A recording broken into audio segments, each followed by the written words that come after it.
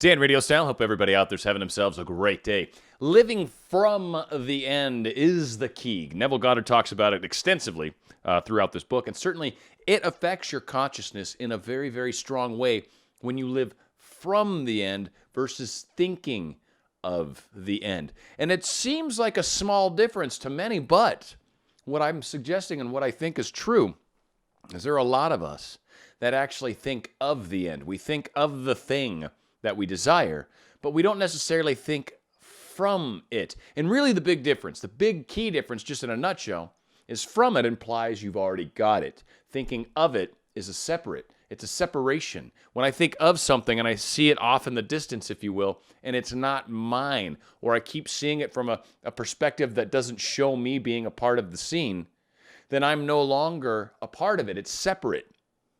But when I think from it, when I'm in it, when I'm combined within the scene and I'm thinking of it, then at that point, it's creative, leading steps back to where you are, no matter where you are. Maybe there's 13 total steps from the minute you started your manifestation technique. Maybe you're a couple weeks into it. Maybe you've only got 5 more steps left to go. But you're thinking from it every single day. Every single day you realize you have it, much like the analogy I'm beating the heck out of. But when you make reservations on a plane, you choose a seat. That seat is yours, even though you're not necessarily sitting in it yet, even though you're not necessarily on the journey, that seat is yours. This manifestation is yours. So you think from it, and you continue to do that until it happens, period. But a moment's time, it's all unfolding, it's happening, it's the journey. I mean, however you really want to view it, whatever works for you internally, whatever helps you realize, yes, I have this already, the conscious mind part, right? We got to keep the conscious mind saying and agreeing that, yeah, this is happening, I've got this, I totally see it, yep, it's all working out. Then the subconscious, our crew's like, yeah, we got this, we'll help you however we can. And we just keep taking steps down the path to our desire. And at some point, it will completely physically manifest in a way that we desire and the way that we're expecting it to be. It'll trickleize. It might seem like it's almost there as you get close. It might just happen once it happens. However it unfolds is your unfolding. It's your journey. That's part of what makes this exciting. None of us know exactly how our manifestations are going to play out. We don't know how. And that's the beauty of it. That's what's freaking exciting sometimes, because things happen in the most random ways. You'd be like, I never saw that coming. I never saw that happen. It is those moments, for me, frankly, that proved that there's an intelligence to the reality that I experience. So the key is thinking from the place, thinking from it, like I'm already there right now. And you keep your eye on the prize, and that is the experience that you're going to have. So we'll get into Goddard here. This is still in the Awakened Imagination in the Search, the second chapter. This is the actual final part. I think I've done 4 shows on this chapter. But Goddard really closes it out well and kind of gets into something else that I think is important, and he calls it aim, maintaining your aim. And I think that's a neat way to look at it, because really, if you're not aiming for where you're going, you're not going to hit it. If you're ever doing any sort of target work, right, you've got to aim for the target. If not, you've got to kind of aim in the direction you're going. If you're trying to walk in nature and you know that east is this way based off of the fact that the sun just rose, or it's setting now in the west, so I know that's east and that's the direction I know I need to go, then you start walking in that direction. Don't know exactly where, but you're going to aim towards your desire. And that's the thing, is you just keep going. You keep stepping. You've taken that step out from the back door to the shed, and you're 12 steps towards the 20 steps you got to do, and you're more than halfway there. Continue the process until you get to your desired result. Period. Doesn't matter what shows up in your world. Doesn't matter what crazy stuff might happen around you. Doesn't matter who posted on Facebook, or what Samantha said on Instagram, or what Jen said over there. It doesn't matter. Doesn't matter what crazy Snapchat you just saw with the little puppy face. It doesn't matter. What matters is where you're going. That's your focus. That's what you're aiming for. Don't care what's going on around me. That's what I'm focused on. I'm going there. That's where I'm going. Don't care around me. So let's listen. Construct all ends according to the pattern of fulfilled desire. The whole of life is just the appeasement of hunger, and the infinite states of consciousness from which a man can view the world are purely a means of satisfying that hunger. Meaning you've got a hunger for desires, experiences. And that desire, that hunger for more experiences, is what leads us to create more and more stuff. The principle upon which each state is organized is some form of hunger to lift the passion for self-gratification to even higher and higher levels of experience. Desire is the mainspring of the mental machinery. It is a blessed thing. It is the right and natural craving which has a state of consciousness at its right and natural satisfaction. From Philippians chapter 3, verses 13 and 14, "But one thing I do, forgetting the things which are behind and stretching forward to the things which are before, I press on towards the goal." It is necessary to have an aim in life. Without an aim, we drift. "What wantest thou of me?" is the implied question asked most often by the central figure of the Gospels. In defining your aim, you must want it. From Psalms 42, verse 1, "As the hart panteth after the water brooks, so panteth my soul after thee, O God." We need to understand that the aim is what takes us in the direction, even when we somewhat lose sight, even when we're not 100% sure. The aim is the general focus towards the desire, towards the goal, towards that. And the way you do that, you think of it, you think from it, you think from having it. The thing you desire, you imagine, pretend that you are a part of it, that it is in your arms, that you're wrapped around it, that you got your legs even wrapped around it too, and you're doing that crazy snuggle thing we do in bed, right? You got it all going on, and you're wrapped up with your desire. It is a lack of this passionate direction to life that maketh man fail in accomplishment. Again, letting go of that focus, letting go of that faith, letting go of that aim of where I'm going. Again, that's where I'm going. I'm saying I'm going there. My intention is to go there, and I'm not settling for anything less than going there. So whenever anyone says, "Yeah, but what about that over there? What about that rest stop back there? What about that car behind you?" Don't care. Don't care. Doesn't matter. That's where I'm going. They can follow me if they want. That rest stop, I don't know. Great. It's a rest stop there. I'm not needing one right now. Maybe if there's one, maybe we'll see another sign. There's one up 100 miles away. Whatever. But I'm going in the direction I'm going. The spanning of the bridge between desire, thinking of, and satisfaction, thinking from, is all important. This is where Goddard makes the big connection. The spanning of the bridge between desire, thinking of something. I desire it. I'm thinking of it. We desire our manifestations. We desire the person we want to be with. You're thinking of them. And the difference, satisfaction, is thinking from them. What does satisfaction imply? It implies I have it already. I'm satisfied. I'm happy. I'm content.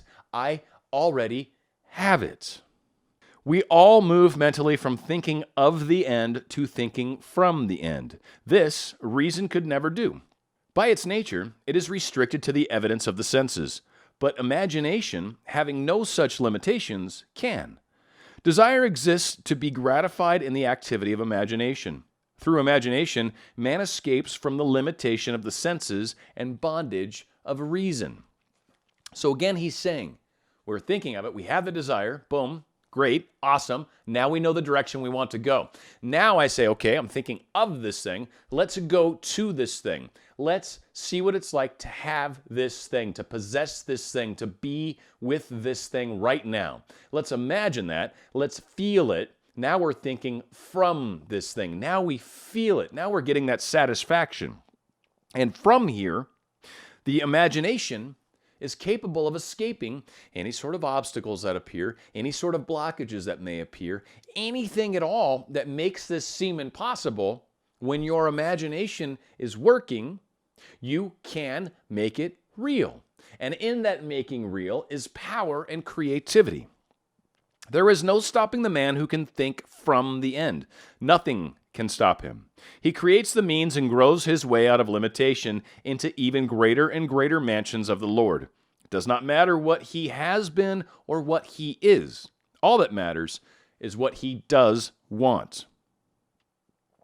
He knows that the world is a manifestation of the mental activity which goes on within himself. So he strives to determine and control the ends from which he thinks. In his imagination he dwells in the end, confident that he shall dwell there in flesh also. He puts the whole trust into the feeling of the wish fulfilled and lives by committing himself to that state, for the art of fortune is to tempt him so to do. Like the man at the pool of Bethesda, he is ready for the moving of the waters of imagination. Knowing that every desire is ripe grain to him, he knows how to think from the end. He is indifferent to mere reasonable probability and confident that though a continuous imagination, his assumptions will harden into facts. Even when you're facing obstacles up front, talking your way through them. I was working with someone just yesterday, and at first the thing that was brought to my attention, even I was like, wow, that's a bit of an obstacle.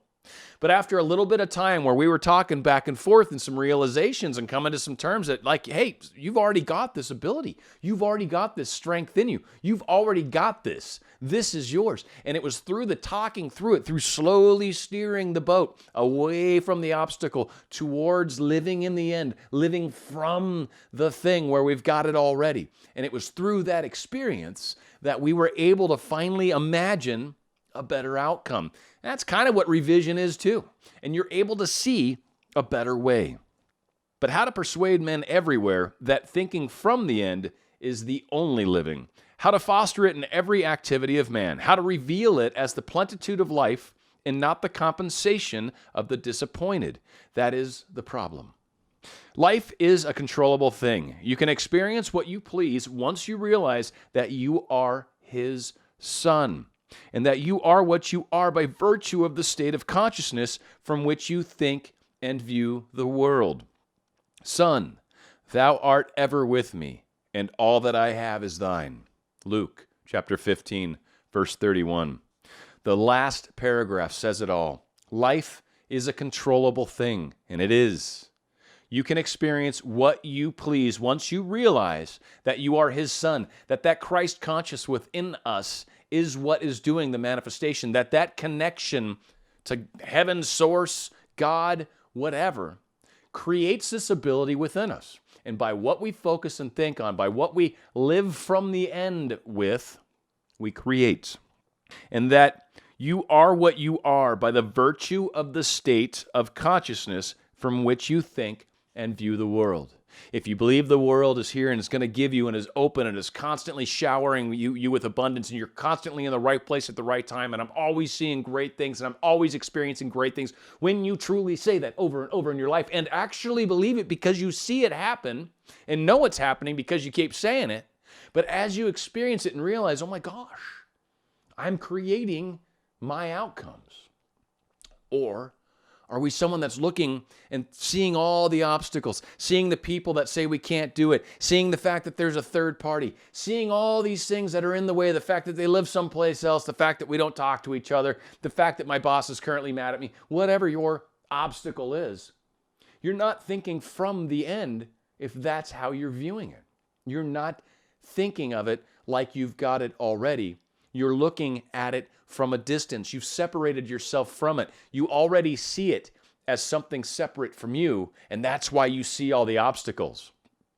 You can't see an obstacle when it's behind you. And what I mean by that is when you're imagining from it, there is no obstacle. You're there. I have it now. What obstacle? What? Huh? There is no obstacle. I have it now. Whatever obstacle there was is behind me, correct? I've already gone through it somehow. I've gotten past it. Don't know how. I really don't. But there's a way. How do I know that? Because I'm imagining it right now and I can see it. And the fact that I can see it tells me it's mine. So the thing to remember, keep your eye on the prize. Keep focused on where you're going. Don't give in to any of the temptation of any other thoughts, any other images, any other whatevers. Don't care about what other truths might exist right now. Continue focused on the destination, regardless if you see it right now. It is unfolding. It will continue to unfold so long as you think from it. When you're thinking of it, you separate yourself from it and cause a problem. See yourself having it. When you have it, there are no obstacles. There are no blockers.